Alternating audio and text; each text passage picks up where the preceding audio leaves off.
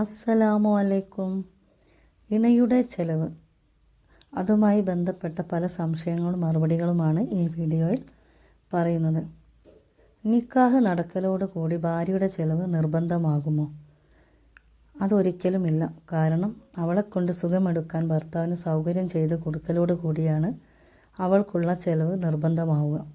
ഭാര്യ സംയോഗത്തിന് പ്രാപ്തി എത്താത്ത കുട്ടിയാണെങ്കിലോ അവളുടെ ചെലവ് ഭർത്താവിന് നിർബന്ധവുമില്ല.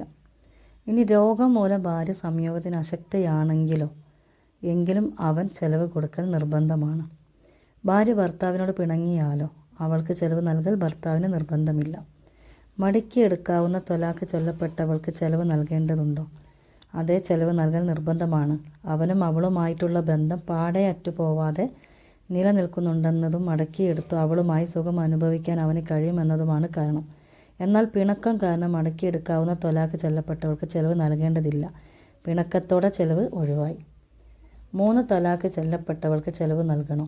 3 ത്വലാഖ്, വിവാഹത്തിന് ശേഷമുണ്ടായ കാരണങ്ങളാൽ സംഭവിച്ച ഫസ്ക് എന്നിവ മൂലം വിവാഹബന്ധം പാടെ വിച്ഛേദിക്കപ്പെട്ടവൾ ഗർഭിണിയാണെങ്കിൽ ചെലവ് നൽകണം. ഇവർക്ക് വീട്, വസ്ത്രം എന്നിവയും നൽകണം. ചെലവ് എന്നതിൽ ഇവയും ഉൾപ്പെടും. അവൾ ഭർത്താവുമായി പിണങ്ങിയവളല്ലെങ്കിലാണ് ചെലവ് നൽകേണ്ടത്. ഇനി ഭർത്താവിൻ്റെ മരണം മൂലം വിവാഹബന്ധം വിച്ഛേദിക്കപ്പെട്ടവൾ ഗർഭിണിയാണെങ്കിൽ ചെലവ് നൽകണം. പ്രസ്തുത സ്ത്രീ ഗർഭിണിയാണെങ്കിലും ചെലവ് നൽകൽ നിർബന്ധമില്ല. ഭാര്യയ്ക്ക് നൽകേണ്ട ചെലവ് എത്ര വസ്തുക്കളിലാണ് നിർബന്ധം ഉള്ളത് എന്ന് മനസ്സിലാക്കാം. 10 വസ്തുക്കൾ: ഭക്ഷണം, കൂട്ടാൻ, മാംസം, വസ്ത്രം, വിരിപ്പ്, പുതപ്പ്, ഭക്ഷണ സാമഗ്രികൾ, ശുദ്ധീകരണ സാമഗ്രികൾ, വീട്, പരിചാരി. അങ്ങനെ ഇത് വിശദീകരിച്ച് തരാം. ഭാര്യയ്ക്ക് അവൾ താമസിക്കുന്ന നാട്ടിലെ മികച്ച ഭക്ഷ്യധാന്യത്തിൽ നിന്ന് ദരിദ്രൻ ആണെങ്കിൽ പ്രതിദിനം 1 മുദ്ദും, ധനികൻ 2 മുദ്ദും, ഇടത്തരക്കാർ 1.5 മുദ്ദും കൊടുക്കൽ നിർബന്ധമാണ്. ഓരോ ദിവസവും പ്രഭാതമാകുന്നതോടു കൂടി മാത്രമേ ചെലവ് നിർബന്ധമാകൂ. അതുതന്നെ അവൾ തൻ്റെ ഇടമുള്ളവളായിരിക്കെ സാധാരണ പതിവിനനുസരിച്ച് ഭർത്താവിനോടൊപ്പം ഉള്ളത് ഭക്ഷിക്കാൻ ഇഷ്ടപ്പെടുന്നില്ലെങ്കിലാണ്. അങ്ങനെ ഭക്ഷിക്കാൻ ഇഷ്ടപ്പെടുന്ന പക്ഷം മുദ്ദ് നിർബന്ധമില്ല. ഭക്ഷണത്തോടൊപ്പം സാധാരണ കൂട്ടാനും കൊടുക്കൽ നിർബന്ധമാണ്.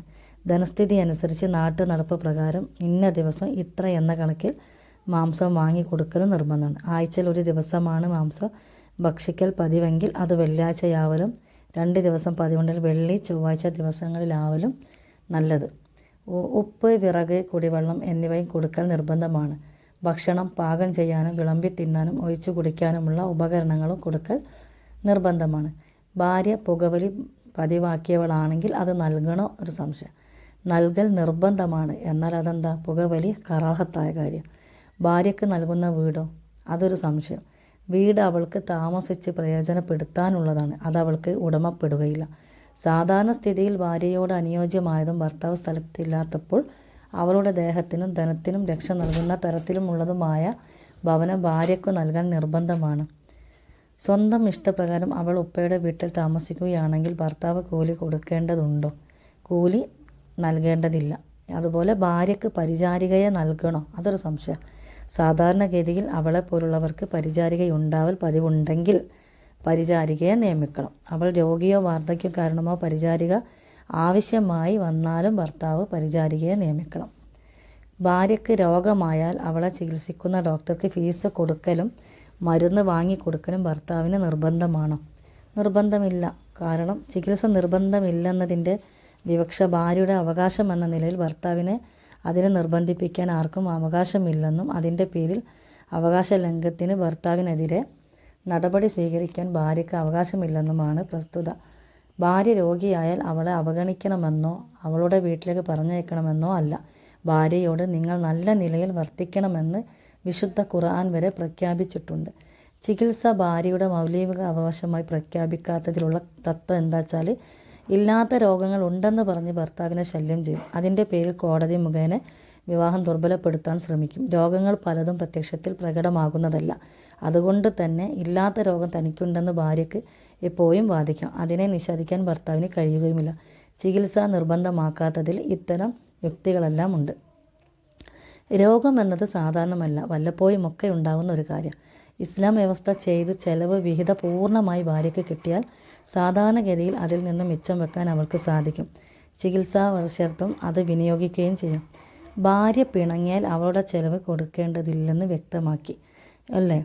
അപ്പോൾ പിണക്കമുണ്ടാവുന്ന കാര്യങ്ങൾ എന്തെല്ലാണ്? ഭർത്താവിനെ അനുസരിക്കാതിരിക്കുക, ആർത്തവം, രോഗം, അതുപോലെ ലിംഗം വലുതാവുക തുടങ്ങിയ കാരണങ്ങൾ കൊണ്ട് സുഖാസ്വാദനത്തെ തൊട്ട് ഭർത്താവിനെ വിലങ്ങുക, അവൻ്റെ സമ്മതമോ തൃപ്തിയോ കൂടാതെ അവൻ്റെ വീട്ടിൽ നിന്ന് പുറപ്പെടുക എന്നിവ കൊണ്ടെല്ലാം പിണക്കമുണ്ടാവും.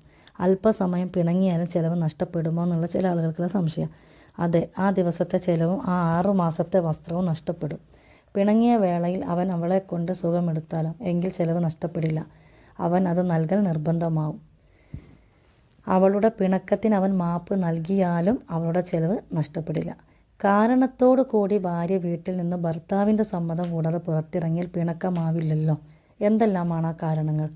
വീട് പൊളിഞ്ഞ് വീഴാറാവുക, ദുർനടപ്പുകാരനോ കള്ളനോ തൻ്റെ ദേഹധനാദികളെ ആക്രമിക്കുമെന്ന് ഭയപ്പെടുക, ഭർത്താവിൽ നിന്ന് ലഭിക്കേണ്ട അവകാശം കരസ്ഥമാക്കാൻ കാസിയുടെ അടുത്തേക്ക് പോവുക, വിശ്വസ്തനായ ഭർത്താവ് അവളുമായി വിവാഹബന്ധം നിഷിദ്ധമായവരോ അവൾക്ക് ആവശ്യമായ നിർബന്ധ വിജ്ഞാനം പഠിപ്പിച്ചു കൊടുക്കാൻ പര്യാപ്തമല്ലെങ്കിൽ അത്തരം അറിവ് നേടാൻ ഒക്കെ പുറത്തു പോവാം. ഭർത്താവ് ദരിദ്രനാണെങ്കിൽ കച്ചവടം ചെയ്തോ മറ്റു ജോലി ചെയ്തോ ചെലവ് വിഹിതമുണ്ടാക്കാനൊക്കെ സ്ത്രീകൾക്ക് പുറത്തു പോവാം. എന്നിവയെല്ലാം പോവാനുള്ള കാരണങ്ങളാണ്.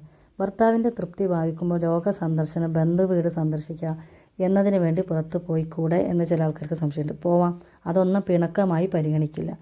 ഇനി സ്വലാത്തെ ദിക്ർ മജ്ലിസിലേക്ക് പോകാൻ പറ്റുമോ എന്നുള്ള ചില ആൾക്കാർക്ക് സംശയമുണ്ട്. ഭർത്താവിൻ്റെ സമ്മതമില്ലാതെ പോകാവുന്ന കാര്യങ്ങളിൽ ഇവ പെടില്ല. അവൾക്ക് അപ്പോൾ ആവശ്യമില്ലാത്ത പല അറിവുകളും ലഭിക്കുന്ന വിജ്ഞാന സദസ്സിലും വാളിൻ്റെ സദസ്സിലും പോവലും അവൾക്ക് ഭർത്താവിൻ്റെ സമ്മതമില്ലെങ്കിൽ പാടില്ല. പോയാൽ അത് പിണക്കവും അതുമൂലം ചെലവ്, ഭക്ഷണം, വസ്ത്രം അതൊക്കെ നഷ്ടപ്പെടുകയും ചെയ്യും. ഇനി അനുമതി ഉണ്ടെങ്കിൽ പോകാൻ പറ്റുമെന്നുള്ളതാണ്. നിയമം പാലിച്ചു പോയാൽ കുറ്റക്കാരിയാവില്ല. സ്വലാത്ത് ദിക്ർ മജ്ലിസിലേക്ക് സ്ത്രീ പോകുന്നതല്ല പുണ്യം, മറിച്ച് വീട്ടിൽ ഒതുങ്ങിക്കൂടുന്നതാണ് പുണ്യം. ഭാര്യയുടെ പിണക്കമായി പരിഗണിക്കുന്ന അവസരത്തിന് അവൾ കുറ്റക്കാരിയാകുമോ എന്ന് ചിലർക്ക് സംശയമുണ്ട്. അതെ, കുറ്റക്കാരിയാകും. ഭാര്യയുടെ വസ്ത്രത്തിൻ്റെ കണക്കൊക്കെ എങ്ങനെയാണെന്ന് വെച്ചാൽ എല്ലാ 6 മാസത്തിൻ്റെ ആരംഭത്തിലും തടിയിലും നീളത്തിലും മതിയാവുന്ന വസ്ത്രം വാങ്ങിക്കൊടുക്കണം. നീളക്കുപ്പായം, അരയുടുപ്പ്, കാലുറ, മക്കന, പാദരക്ഷ, അത് ഈ രീതിയിൽ മാത്രമല്ല അവനാൻ്റെ ഭാര്യമാർക്ക് ഇണങ്ങുന്ന അതബുള്ള വസ്ത്രങ്ങൾ വാങ്ങിക്കൊടുക്കൽ നിർബന്ധമായിട്ടുള്ള കാര്യങ്ങളാണ്. വസ്ത്രങ്ങൾക്ക് പുറമെ തണുപ്പുള്ളപ്പോൾ അത് ഇനിയിപ്പോൾ വിരിപ്പാവട്ടെ പുതപ്പാവട്ടെ അതൊക്കെ ഒരു ഭർത്താവിന് ഭാര്യയ്ക്ക് വാങ്ങിക്കൊടുക്കേണ്ടതായിട്ടുള്ള കാര്യങ്ങൾ. ഇനി ഒരു കട്ടിൽ ഉപയോഗിക്കുന്ന ആളാണെങ്കിൽ തലയണ, കട്ടിൽ, ഇതൊക്കെ അവർക്ക് അർഹതപ്പെട്ട കാര്യങ്ങൾ തന്നെയാണ്. സുഗന്ധദ്രവ്യം വാങ്ങിക്കൊടുക്കണമെന്നുള്ള ചില ആൾക്കാർക്കുള്ള സംശയം. ദുർഗന്ധം അകറ്റുവാൻ സുഗന്ധദ്രവ്യം ആവശ്യമെങ്കിൽ വാങ്ങിക്കൊടുക്കണം.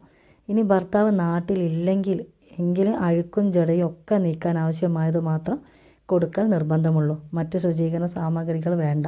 മടക്കിയെടുക്കാൻ പറ്റാത്ത നിലയിൽ തൊലാക്ക് ചൊല്ലപ്പെട്ട ഗർഭിണിക്കും അഴുക്ക്, ജട എന്നിവ നീക്കാൻ ആവശ്യമായത് നൽകിയാൽ മതി.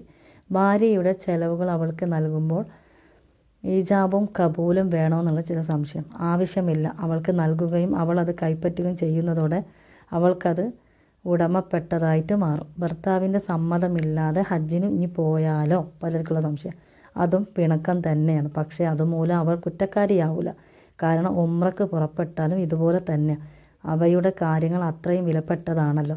സമ്മതമില്ല എന്നത് ഹജ്ജും ഉംറയും സാധുവാകുന്നതിന് തടസ്സമില്ല. അതുകൊണ്ട് അത് ചെയ്യാം.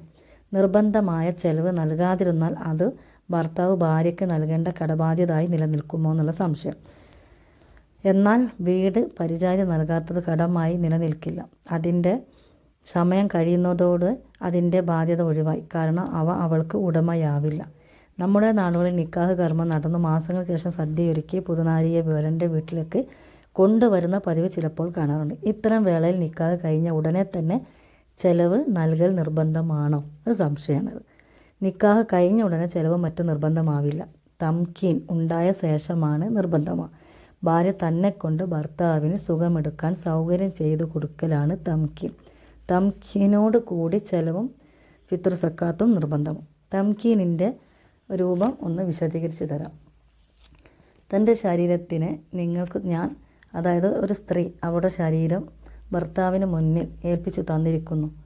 നിങ്ങൾ ഉദ്ദേശിച്ച സ്ഥലത്തേക്ക് അല്ലെങ്കിൽ ഞാൻ വരാം എന്ന് സ്ത്രീ പറഞ്ഞാൽ അവൾ തംകീൻ ചെയ്തു എന്നതിനൊരു ഉദാഹരണം. വഴിയും ലക്ഷ്യസ്ഥലവും സുരക്ഷിതമാകുമ്പോൾ ഭർത്താവ് ഉദ്ദേശിക്കുന്നിടത്തേക്ക് അവളെ കൊണ്ടുപോകുന്നതിന് അവൾ സമ്മതിക്കൽ അവളുടെ തംകീനാണ്. സൗകര്യം ചെയ്തു കൊടുക്കലാണ് ആ തംകീൻ എന്ന് ഉദ്ദേശിക്കുന്നത്. അവൾ വിസമ്മതിക്കൽ അവളുടെ പിണക്കമാണ്. അപ്പോൾ ചെലവ് നൽകേണ്ടതില്ല. അവൾ പ്രായപൂർത്തിയും ബുദ്ധിയും ഉള്ളവളാണെങ്കിലാണിത്. അവൾ പ്രായം തികയാത്തവളോ ബുദ്ധി ഇല്ലാത്തവളോ ആണെങ്കിൽ അവളുടെ വലിയാണ് കാര്യങ്ങൾ ശ്രദ്ധിക്കേണ്ടത്. രാത്രി മാത്രം സൗകര്യം ചെയ്തു കൊടുക്കുന്നത് പരിഗണിക്കുമോ എന്നുണ്ട്. ഇല്ല, പരിപൂർണമായി സൗകര്യം ചെയ്തു കൊടുക്കണം.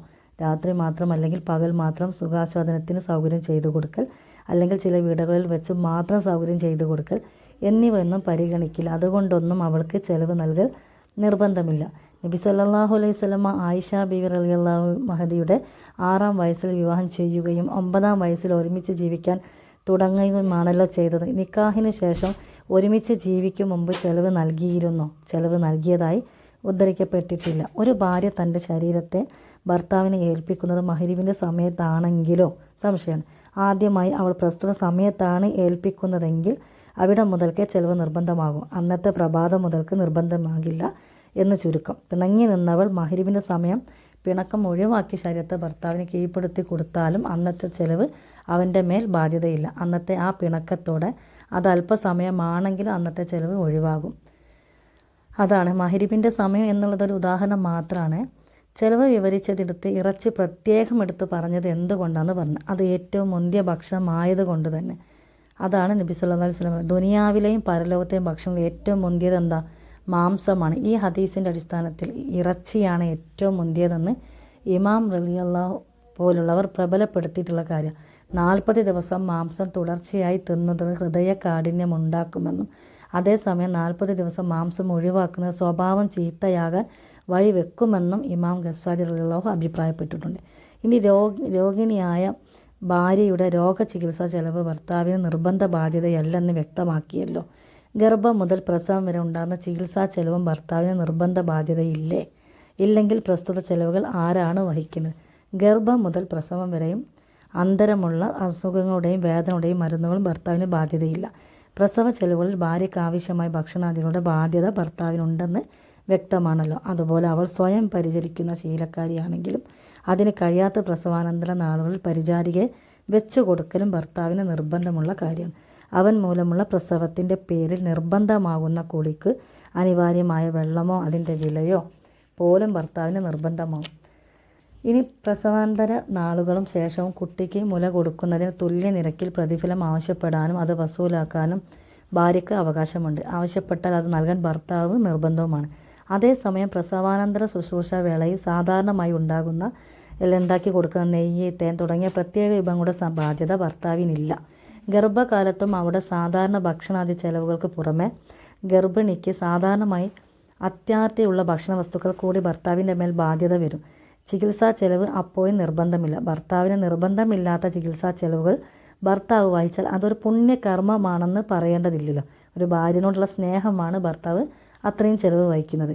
എന്നാൽ ഭർത്താവിന് ബാധ്യതയില്ലാത്ത ചെലവുകൾ സ്വന്തം ധനമില്ലാത്തവളാണെങ്കിൽ ഭർത്തൃമതിയാകുന്നതിന് മുമ്പ് അവിടെ പ്രസ്തുത ചെലവുകൾ ആരുടെ മേലിലാണോ ബാധ്യതപ്പെടുക അവരുടെ മേലിൽ വീണ്ടും ബാധ്യത വരുന്നതാണ്. ഇനി ഭാര്യയുമായി ലൈംഗിക ബന്ധത്തിൽ ഏർപ്പെട്ട ശേഷം ഭർത്താവ് വിവാഹം ദുർബലപ്പെടുത്തൽ, തൊലാക്ക് എന്നിവ മൂലം ഇദ്ദ ആചരിക്കുന്ന സ്ത്രീകൾക്ക് പ്രസ്തുത കാലം താമസിക്കാൻ പാർപ്പിടം നൽകൽ നിർബന്ധമാണോ? അതൊരു സംശയമാണ്. അത് നിർബന്ധമാണ്. അവൾ ഗർഭിണിയാണെങ്കിലും അല്ലെങ്കിലും അത് ചെയ്യണം. വിവാഹ അവസരത്തിൽ തന്നെ ഭാര്യയിലുള്ള ന്യൂനത കാരണം ഭർത്താവ് വിവാഹം ദുർബലപ്പെടുത്തിയാൽ യുദ്ധകാലം അവൾക്ക് ഭക്ഷണം നൽകേണ്ടതുണ്ടോ? അതൊരു സംശയം. ഇല്ല, അവൾ ഗർഭിണിയാണെങ്കിൽ പോലും ഭക്ഷണം നൽകൽ നിർബന്ധമില്ല. ഇത്രയുമാണ് ഒരു സ്ത്രീക്ക് എങ്ങനെ ഇസ്ലാമികപരമായിട്ട് ചെലവിനെ പറ്റിയിട്ടുള്ള ഒരു വീഡിയോ. നിങ്ങൾക്ക് എന്തെങ്കിലും സംശയം ഉണ്ടെങ്കിൽ കമൻറ്റിൽ വന്ന് അറിയിക്കുക. ഒരുപാട് ചോദ്യങ്ങളും അതിനുള്ള മറുപടികളുമാണ് നിങ്ങൾക്ക് ഈ വീഡിയോയിൽ പറഞ്ഞു തന്നിട്ടുള്ളത്.